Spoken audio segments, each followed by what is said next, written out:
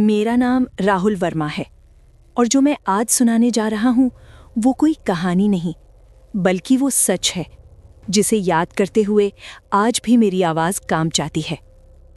आपने कभी महसूस किया है कि किसी घर में सब कुछ होते हुए भी कुछ गायब सा लगता है, जैसे दीवारें सांस ले रही हों, जैसे रात दिन का इंतज़ार ना करती हो। ये सब शुरू हुआ सन 2017 में उत्तर प्रदेश के एक छोटे से कस्बे सोनपुर में, जहां हमारा खानदानी मकान था, खामोश, सादा और बज़ाहिर बिल्कुल आम।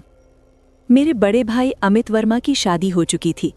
उनकी बीवी पूजा निहायत नर्म बोलने वाली, हमेशा सर झुकाए रहने वाली और हद से ज़्यादा खामोश।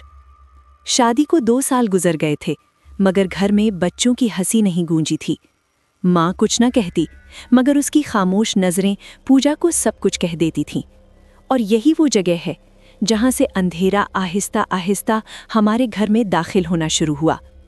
पहल पहल छोटी छोटी बातें। रात को लाइट जलती रहती, पूजा देर तक जागती रहती, कभी छत पर अकेली बैठ जाती, कभी किचन में खामोश खड़ी रहती। मैंने एक रात पूछा भी, पूजा भाभी नींद नहीं आ रही? वो मुस्कुराई, मगर आंखों में वो मुस्कुराहट नहीं थी। फिर आवाज़ें आने लगीं। रात के ठीक 2 बजे बर्तनों के टकराने की आवाज़, नल के खुद ब खुद खुलने की आवाज़ और कभी-कभी किसी के आहिस्ता चलने की, जैसे कोई नंगे पांव अंधेरे में रास्ता ढूंढ रहा हो। मैंने खुद से कहा, वो मेरा वहम है, पुरानी हवेली है, आवाज़ें आती रहती हैं। लेकिन दिल नहीं मान रहा था। एक रात मैंने वो देखा जिसने मेरी नींद हमेशा के लिए छीन ली। मैं अपने कमरे से बाहर निकला तो सामने के कमरे में मध्यम सी रोशनी जल रही थी। दरवाज़ा आधा खुला था। मैंने झांका और मैंने पूजा को देखा, या शायद वो पूजा नहीं थी।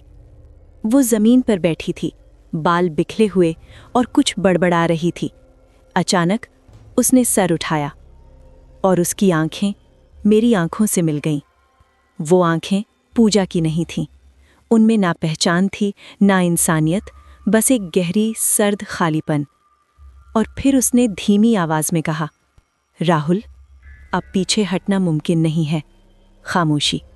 मैं वहीं जम गया, सांस रुक गई, और उसी लम्हे मुझे एहसास हुआ कि ये सिर्फ हमारे घर की कहानी नहीं है, ये किसी बुलाए हुए साए की शुरुआत है, और जो एक बार आ जाए वो आसानी से नहीं जाता। उस रात के बाद जब मैंने पूजा को ज़मीन पर बैठे बड़बड़ाते देखा था, घर वही रहा, मगर घर की फ़िज़ा बदल चुकी थी। दीवारें अब खामोश नहीं लगती थीं, जैसे वो सब कुछ सुन रही हों। दिन में सब कुछ मामूल के मुताबिक होता, मगर रात ढलते ही एक अनजानी घबराहट दिल पर सवार हो जाती। मैं खुद को समझाता कि ये सब वहम है, कि इंसान अंधेरे में बातों को बढ़ा चढ़ा कर देख लेता है, मगर दिल के किसी कोने में एक खौफ जड़ पकड़ चुका था, जो हर गुजरती रात के साथ मजबूत होता जा रहा था। अमित भाई भी बदले बदले से रहने लगे थे। पहले वो हंसते बोलते थे, मगर अब अक्सर खामोश रहते, जैसे किसी अंदरूनी जंग में उलझे हों। पूजा दिन में आम सी दिखाई देती, किचन में काम, माँ के साथ बातें, मगर उसकी आंखों के नीचे स्याह हल्के गहरे होते जा रहे थे। कभी कभी वो अचानक चौंक जाती, जैसे किसी ने नाम लेकर पुकारा हो, हालांकि आसपास कोई ना होता। मैं ये सब देखता, नोट करता, मगर जुबान बंद रखता। कुछ बातें कहीं नहीं जाती, सिर्फ महसूस की जाती हैं। रातें सबसे मुश्किल थीं। ठीक 2 बजे के करीब घर में हलचल शुरू हो जाती। कभी दरवाज़ा चरचराता, कभी बर्तनों की हल्की सी खनक, और कभी फर्श पर नंगे पांव चलने की धीमी आवाज़ें। माँ कहती, पुराना मकान है, हवा लगती है तो आवाज़ें आती हैं। मगर मैं जानता था कि ये हवा नहीं थी, ये वही वक्त था जब पूजा नींद में बेचैन होकर उठ बैठती, आंखें खुली होती, मगर जैसे वो हमें देख ही ना रही हो। एक रात अमित भाई ने मुझे आहिस्ता से आवाज़ दी। उनकी आवाज़ में वो मजबूती नहीं थी जो पहले हुआ करती थी। हम छत पर आ गए, जहाँ ठंडी हवा के बावजूद पसीना बह रहा था। उन्होंने कहा, राहुल, मुझे लगता है पूजा ठीक नहीं है। मैंने सर हिलाया, क्योंकि मेरे पास तसल्ली के अल्फाज नहीं थे। वो बोलते रहे, वो कहती है ख्वाब आते हैं, एक ही ख्वाब, बार बार। मैंने पूछा, क्या ख्वाब? अमित भाई ने नज़रें चुरा लीं, जैसे अल्फाज ढूंढ रहे हों। कहती है कोई उसे बुला रहा है, नाम लेकर। अगले दिन पूजा ने खुद बात की। हम दोनों किचन में थे, माँ बाहर सहन में। उसने धीमी आवाज में कहा, राहुल, क्या तुम्हें कभी लगता है कि घर तुम्हें जानता है? मैं चौंका मगर खामोश रहा। वो बोलती रही, मुझे लगता है ये घर मुझे पहचानता है, जैसे मैं यहाँ पहले भी रही हूँ। उसकी बातें सुनकर मेरी रीढ़ की हड्डी में सर्द लहर दौड़ गई। मैंने बात बदल दी, मगर उस दिन के बाद मैं पूजा की आंखों से नजरें नहीं मिला सका। घर के बुजुर्ग कमरे में एक पुरानी अलमारी थी, जिसे बरसों से किसी ने नहीं खोला था। एक रात मैंने देखा कि अलमारी का दरवाज़ा ज़रा सा खुला हुआ है।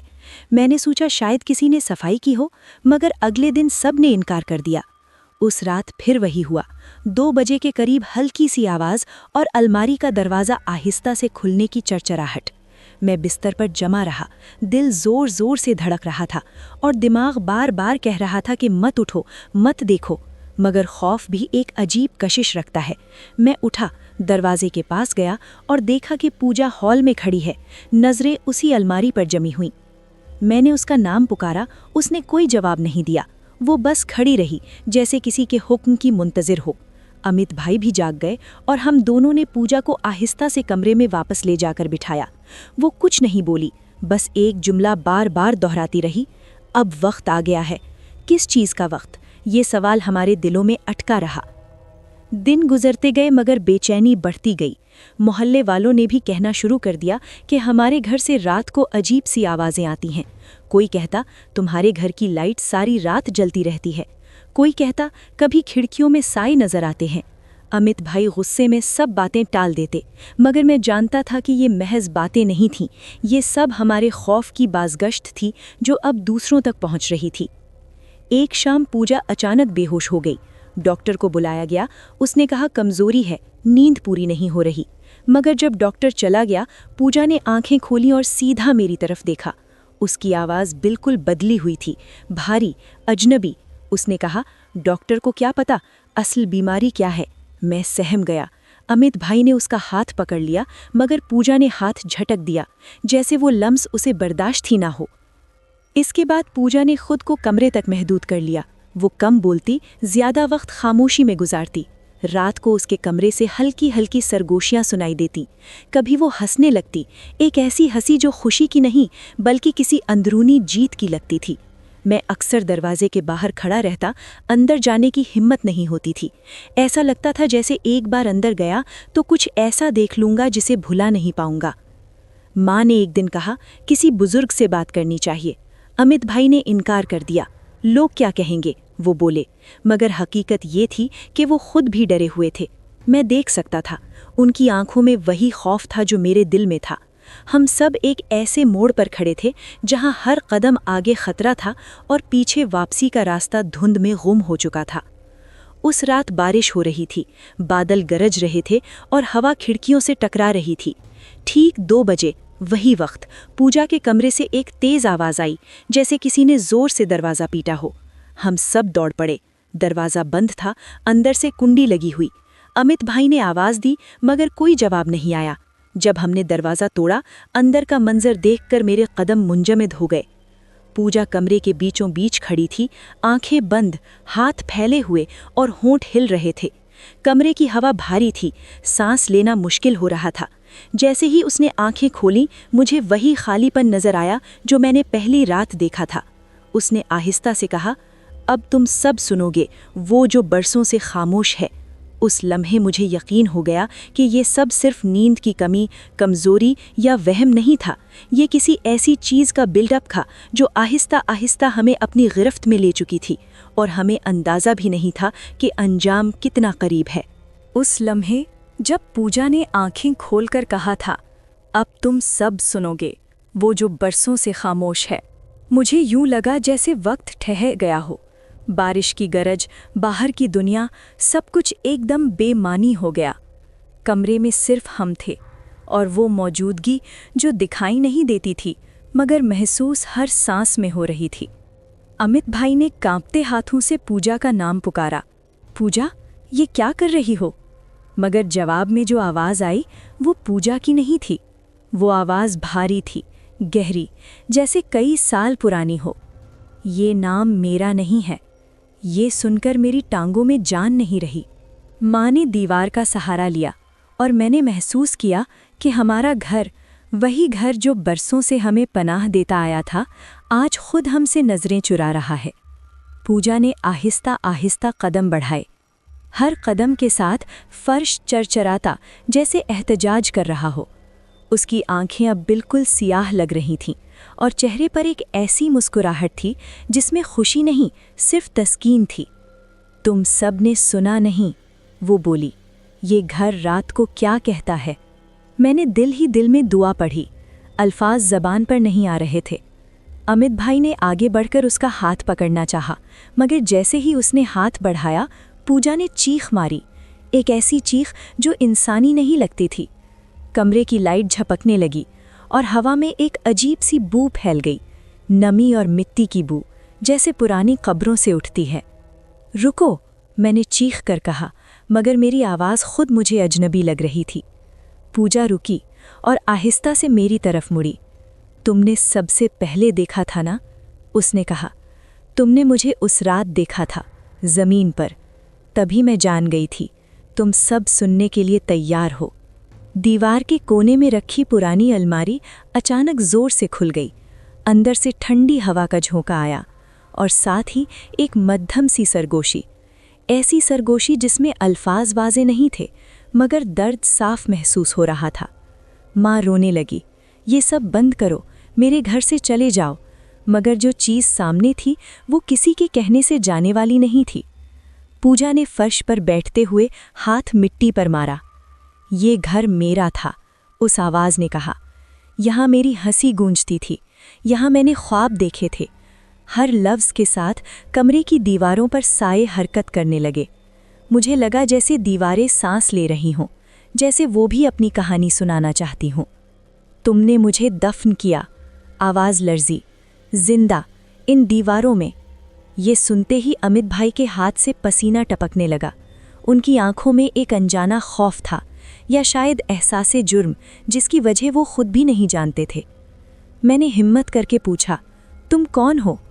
पूजा ने सर उठाया और उस लम्हे मुझे लगा जैसे मैं पूजा को नहीं बल्कि किसी और को देख रहा हूँ। मैं वो हूँ, आवाज़ आई, जिसका नाम यहाँ कभी लिया नहीं गया, जिसे खामोश कर दिया गया और जिसकी चीखें इन दीवारों में कैद हो गईं। अचानक कमरे की छत से चूने के ज़र्रात गिरने लगे। हवा तेज़ हो गई, खिड़कियाँ ज़ोर ज़ोर से बजने लगीं। माँ ने कुरान उठा लिया। अमित भाई ने पूजा के सामने खड़े होकर उसको थामने की कोशिश की। बस करो, वो रोते हुए बोले, जो हुआ हम नहीं जानते थे, हम बेकसूर हैं। पूजा या जो भी उसके अंदर था हंसने लगी, एक लंबी खोखली हंसी। बेकसूर? ये दीवारें गवाह हैं। उसने हाथ उठाया और कमरे की एक दीवार पर अचानक दरारें पड़ने लगीं। मुझे लगा जैसे अभी सब कुछ ढह जाएगा। मैंने आखिरी हिम्मत जमा की। मैं आगे बढ़ा और कांपती आवाज़ में कहा, अगर तुम्हें सच चाहिए, अगर तुम चाहती हो कि तुम्हारी आवाज़ सुनी जाए, तो हमें छोड़ दो, हम तुम्हारी कहानी सुनाएंगे। एक लम्हे के लिए सब कुछ खामोश हो गया। बारिश की आवाज़ भी थम गई। पूजा की सांस तेज़ हो गई। उसकी आंखों से आंसू बहने लगे, पहली बार इंसानी आंसू। कहानी? वो आहिस्ता से बोली, क्या कोई सुनेगा जो बरसों से दबाया गया है? मैंने सर हिलाया। सुनेगा। मेरी आवाज़ में यकीन था, या शायद बस जिद। हम सब सुनेंगे। पूजा के जिस्म में एक झटका सा लगा।